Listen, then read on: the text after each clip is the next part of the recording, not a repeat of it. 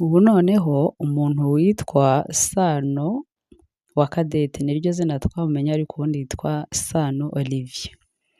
Ubu izina ryahindutse, niba ari isebanya niko twabivuga cyangwa se nyine iyo inkuru ye yabaye trend, hano bagushakira amazina bashaka.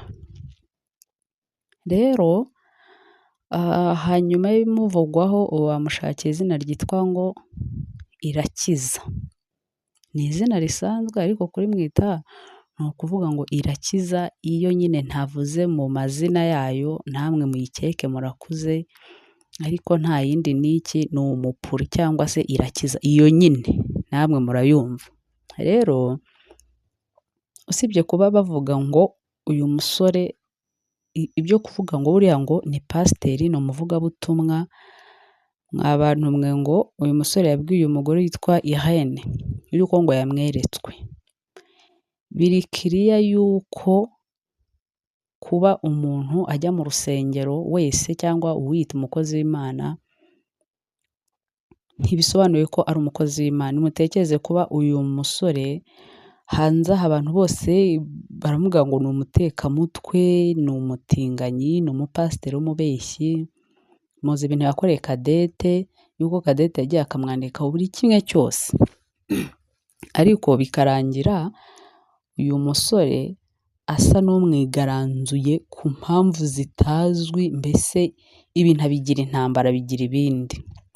Ariko ikintu kibabaje kuruta ibintu byose, hanyuma y'ibintu byose byo kuvugwaho ubutekamitwe, byo kuvugwaho kwigira umupasiteri akigira n'umuhanuzi, muramubona abwiriza cyane, umusatsi we niba basizemo dike ubwo ni uburenganzira bwiwe, gushyiramo ka black shampoo ubwo ni uburenganzira bwiwe. Ariko ikintu giteye agahinda kuruta ibindi ni uko uyu witwa Irene nubwo asanze uyu musore, kuko ngo yamuhanuriye ko bagomba kubana, uyu musore buriya ngo ni umutinganyi byeruye. Ni umutinganyi byeruye, ngo afite sheri muri Nigeria w'umuherwe nawe.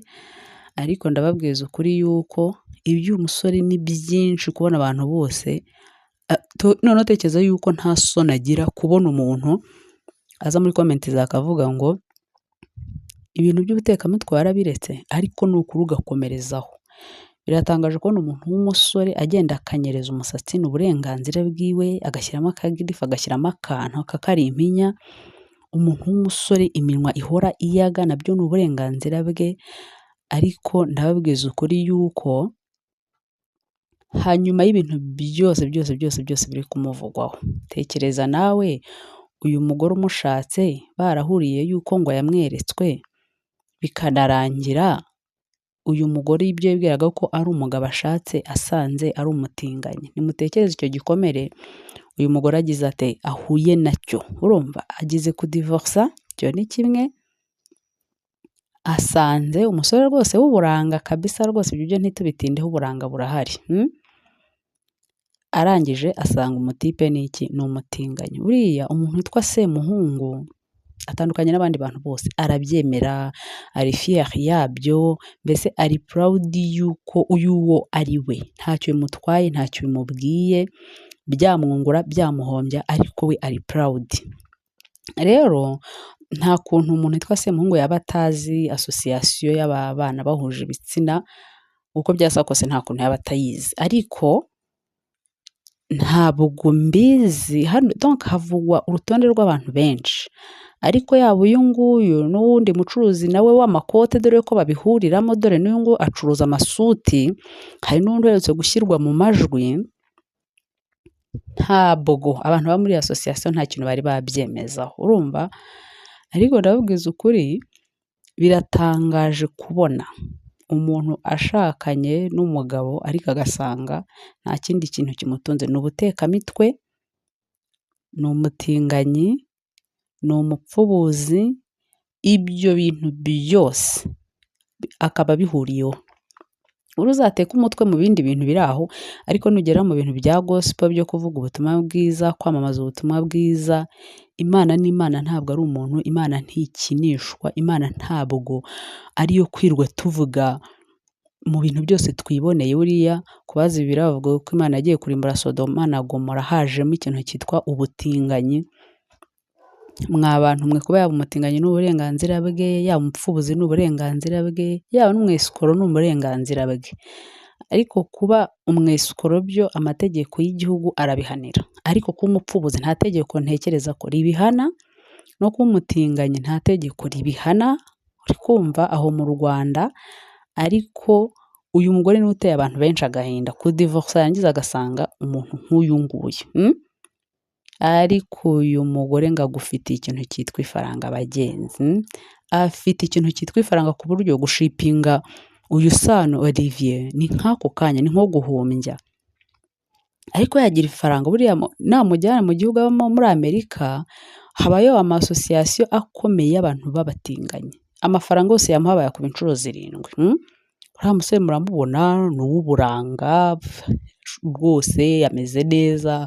Kuba yabona umugabo cyangwa umugore sinzi ubwo rero abakini yariyo, kuba yabona umugabo cyangwa umugore umukunda akamwaka, w'umugabo nyine mugenzi we muri iyo groupe y'abatinganyi, biroroshye cyane kumwaka uriya Irene.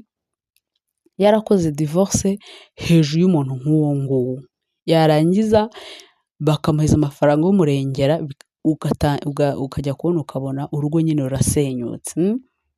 Buriya ntabwo amarira ya Cadette azarangirira aho ngaho, ntibishobora kurangira.